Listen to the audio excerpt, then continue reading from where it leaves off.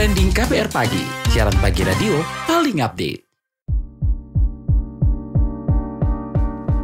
Hai, ketemu lagi di What's Trending bersama saya, Eva Tarigan. Izin event ruwet, Presiden mumet. Itu yang bakal kita obrolin hari ini. Masih ingat nggak hebohnya konser Coldplay di Indonesia akhir tahun lalu? Konser band Inggris yang digelar hanya 1 hari itu mendatangkan cuan yang nggak main-main bagi Indonesia. Padahal nih ya, cuma digelar selama sehari aja. Banyak yang menyayangkan, kenapa nggak dipanjangin aja ya waktunya? Malahan nih, sebagian mengekspresikan rasa iri terhadap negara tetangga yang mampu menggelar event musisi internasional itu dengan durasi yang lebih lama. Usai Coldplay menyusul Taylor Swift yang datang ke Asia Tenggara. Sayangnya nih, Mbak Taylor ini nggak mampir ke Indonesia. Padahal ya, saat itu kalau dilihat dari data Spotify, Jakarta menjadi kota dengan pendengar lagu-lagu Taylor Swift terbanyak jika dibandingkan dengan kota-kota besar lainnya dari semua negara di dunia. Ketimbang Indonesia, pelantun lagu Love Story itu lebih memilih menggelar Eras Tour di Singapura. Penyelenggara di Singapura mengatakan lebih dari 22 juta orang mendaftar untuk tiket presale, sementara antrian online melewati angka 1 juta. Hingga sekurangnya ada 300.000 Swifties dari Singapura dan dari negeri tetangga termasuk Indonesia akhirnya memenuhi National Stadium di sana. Alhasil nih, Singapura ketiban rejeki mencapai triliunan rupiah. Dan rupanya pemerintah masih belum move on loh melihat kesuksesan Singapura tersebut. Pasalnya nih, Presiden Joko Widodo pada Senin kemarin mengungkit keberhasilan Singapura menggelar konser musisi internasional seperti Taylor Swift dan Coldplay selama beberapa hari. Jokowi mengatakan, keberhasilan itu disebabkan mudahnya mengurus izin di sana. Untuk itu, Jokowi saat meluncurkan digitalisasi layanan perizinan penyelenggaraan event, menekankan pentingnya penyelenggaraan event internasional seperti konser musik, konferensi, dan olahraga guna menarik wisatawan. Menurutnya, event MotoGP di Mandalika mampu meraup keuntungan hingga 3,4 triliun rupiah. Event itu juga disebut menyerap 8.000 tenaga kerja. Sayangnya, Jokowi mengklaim telah mendengar keluhan panitia penyelenggara MotoGP Mandalika terkait perizinan yang berbelit. Kata dia, panitia perlu mengurus 13 perizinan guna menyelenggarakan ajang balapan sepeda motor internasional itu. Nah, kita mau bahas ini, tapi kita dengarkan dulu ya komen netizen plus 62 berikut ini.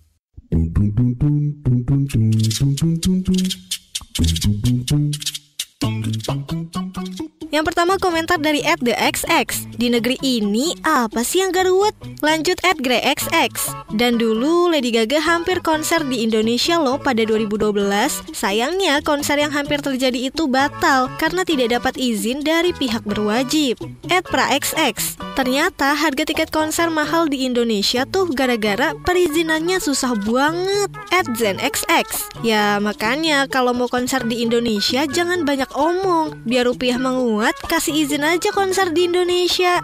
@mauxx. Teruntuk para promotor Indonesia, kalau mau bawa artis atau idol untuk konser di Indonesia, jangan weekday please. Gak enak kan kalau tiketnya gak habis. Kasian juga artisnya udah datang tapi gak full venue-nya. Kasian juga yang mau nonton tapi kehalang izin dan lain-lain. Yang terakhir @myxx. Izin masih ruwet di negeriku. Indonesia emas hanya jadi mimpi.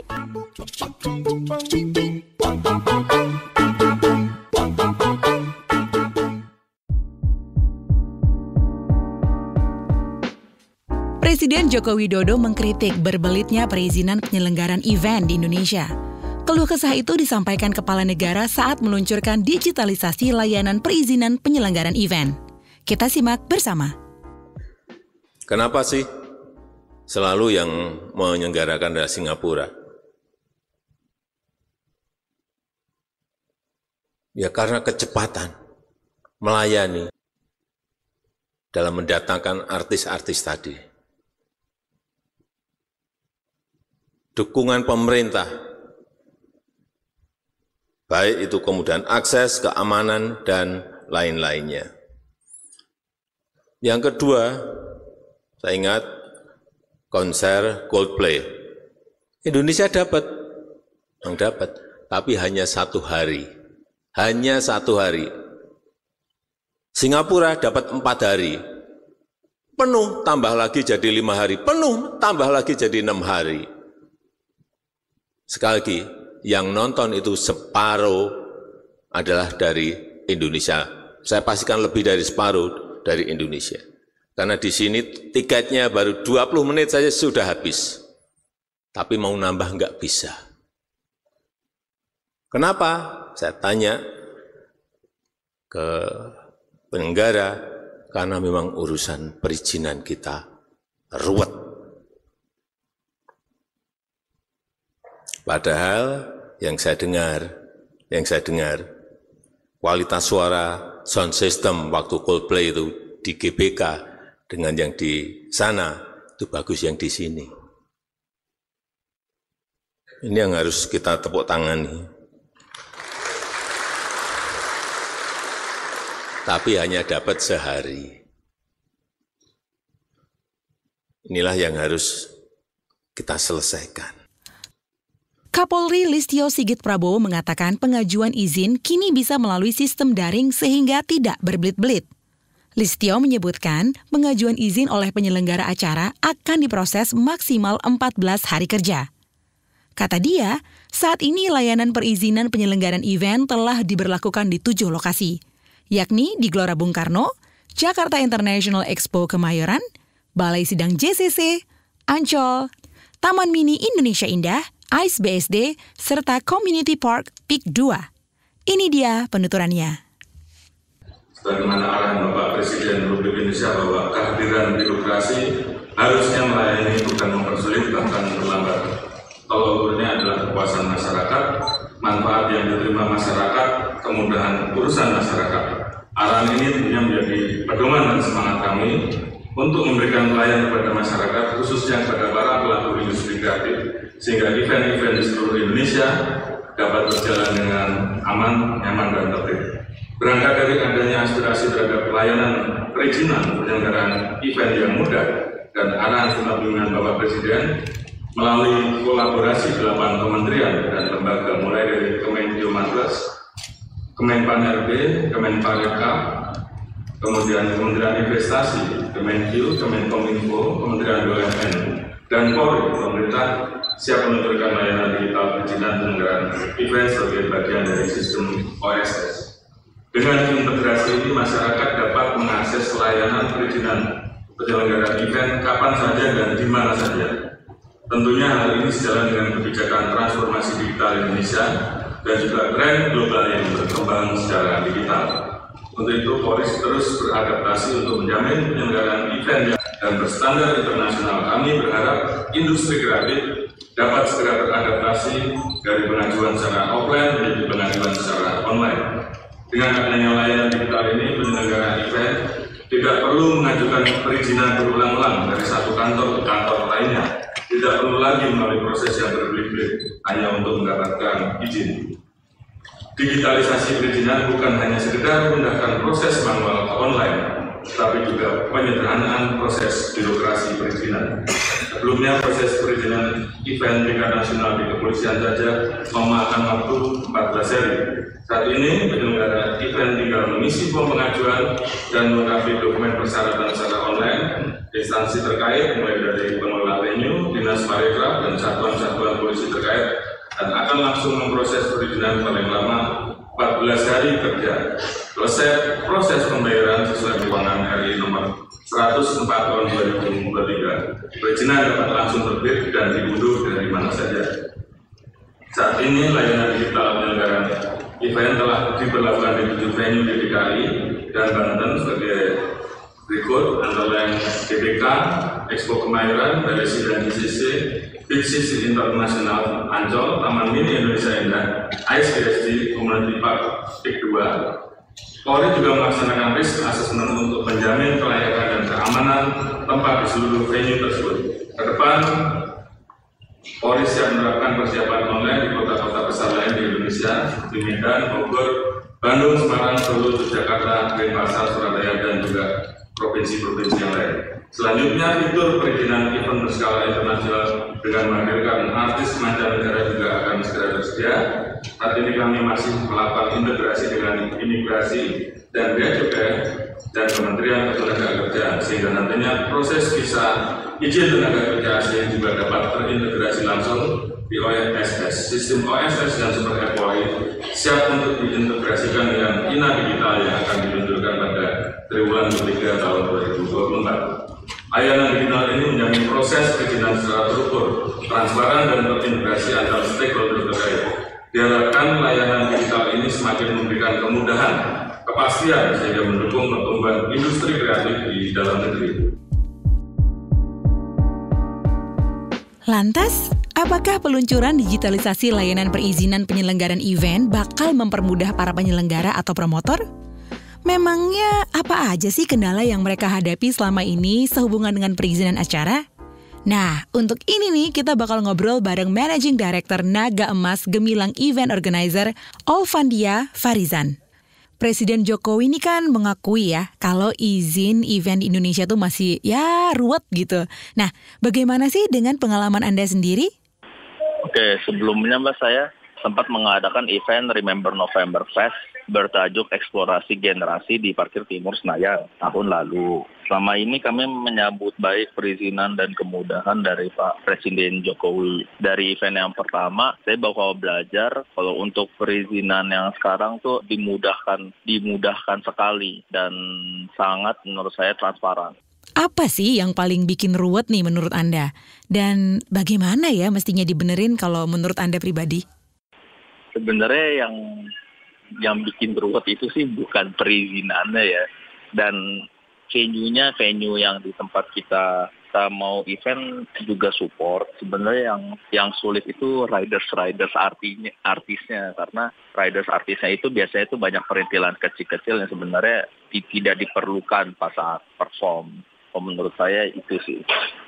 Nah, kalau kemarin kan diluncurkan tuh digitalisasi layanan perizinan event. Itu kira-kira bakal menolong nggak ya Pak? Terus apa sih bedanya dari praktik-praktik sebelumnya?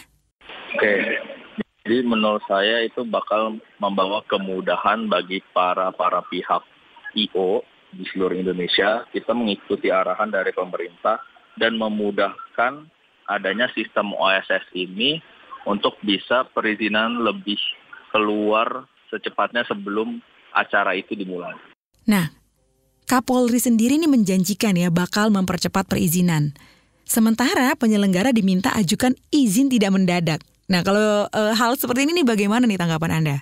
Kami kira harmonisasi tetap sangat diperlukan ya antara pihak pemerintah dan pihak I.O. Kami yakin masing-masing pihak akan tetap melakukan hal-hal positif terkait dengan memang jika ada perubahan prosedur perizinan yang memang diperlukan.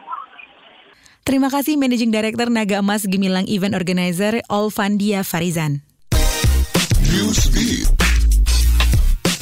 Presiden Filipina Ferdinand R. Marcos Jr. secara resmi menetapkan 30 Oktober sebagai Hari Amal Nasional setiap tahun dalam upaya untuk memajukan dan meningkatkan kualitas hidup setiap warga Filipina di bawah inisiatif Bagong Pilipinas atau Filipina Baru. Marcos menjelaskan bahwa tema utama Bagong Pilipinas mendorong transformasi mendalam di semua sektor masyarakat dan pemerintahan serta menekankan pentingnya kasih sayang, solidaritas, dan tanggung jawab sosial di kalangan masyarakat Filipina. Peraturan Presiden nomor 598 menugaskan Kantor Undian Amal Filipina (PCHO) untuk memimpin perencanaan dan pelaksanaan perayaan Hari Amal Nasional setiap tahun, serta untuk mengidentifikasi program dan kegiatan yang akan dijalankan dalam rangka perayaan tersebut.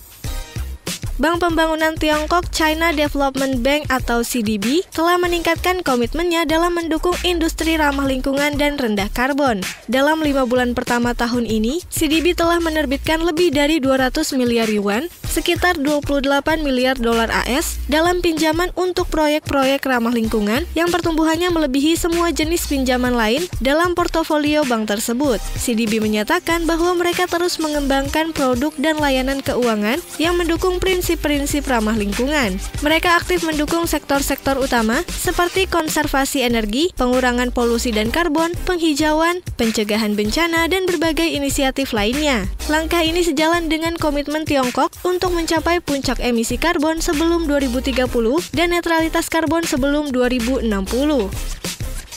idol K-pop Jonghan dan Wonu Seventeen mencatat sejarah dengan meraih rekor penjualan album tertinggi dalam minggu pertama perilisannya dari unit grup manapun dalam sejarah Hanteo chart musik Korea Selatan. Menurut laporan dari Sumpi, This Man berhasil terjual sebanyak 787.046 eksemplar hanya dalam 4 hari pertama perilisannya. Single album This Man menampilkan 3 lagu, termasuk lagu utama Last Night, Beautiful Monster, dan Leftover yang menampilkan berbagai genre musik. Dengan prestasi ini, Jonghan dan Wonu Seventeen tidak hanya mengukuhkan posisi mereka dalam industri musik Korea, tetapi juga merayakan kesuksesan signifikan dalam debut mereka sebagai unit baru di grup Seventeen.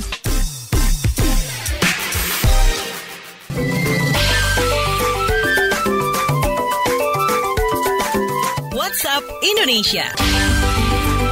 WhatsApp Indonesia dimulai dari Jawa Tengah. Universitas Jenderal Sudirman (UNSUD) bersama Badan Penyelenggara Jaminan Sosial BPJS Ketenagakerjaan Cabang Purwokerto resmi menandatangani perjanjian kerjasama untuk memberikan perlindungan kepada mahasiswa mereka. Kolaborasi ini mencakup penyediaan perlindungan BPJS Ketenagakerjaan untuk mahasiswa yang mengikuti program kuliah kerja nyata reguler KKN reguler dan Merdeka Belajar Kampus Merdeka MBKM. Ruang lingkup perjanjian ini meliputi perlindungan program jaminan kecelakaan kerja atau JKK dan program jaminan kematian atau JKM bagi mahasiswa selama periode KKN. Selain itu, kolaborasi ini juga mencakup edukasi tentang keselamatan kerja dengan tujuan meningkatkan kesadaran mahasiswa tentang pentingnya jaminan sosial sejak dini. Rektor UNSUD Prof. Ahmad Sodik menekankan bahwa kerjasama ini sangat relevan dengan program akademik universitas, terutama dalam kegiatan KKN dan MBKM. Selanjutnya menuju Jambi. Untuk meningkatkan potensi desa dan perekonomian masyarakat, mahasiswa Universitas Jambi UNJA mengajarkan ibu-ibu di desa Lubuk Ruso membuat olahan ikan sebagai produk unggulan mereka. Produk olahan ikan tersebut seperti bakso ikan dan keripik ikan. Pendampingan ini diikuti oleh 30 anggota pemberdayaan dan kesejahteraan PKK beserta perangkat desa Lubuk Ruso. Ketua Pelaksana Salsabila Ramadhani mengatakan, mahasiswa jurusan Pendidikan Ekonomi dan Pendidikan Kewarganegaraan Fakultas Keguruan dan Ilmu Pendidikan FKIP berkolaborasi dalam tim 3 Project Citizen. Tim ini terdiri dari 7 mahasiswa dari Pendidikan Ekonomi dan 5 mahasiswa dari Pendidikan Kewarganegaraan. Salsabila juga menekankan tujuan kegiatan ini, yaitu untuk menciptakan usaha baru dengan memanfaatkan potensi desa, mulai dari resep, cara membuat, dan cara memasarkan produk tersebut. Terakhir mampir Sumatera.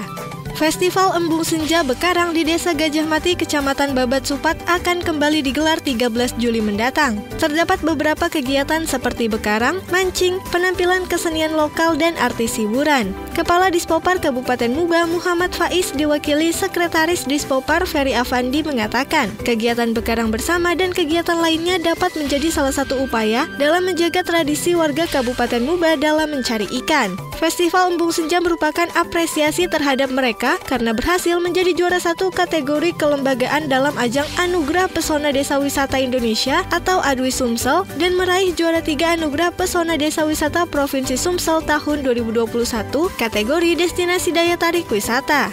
Demikian WhatsApp Indonesia hari ini.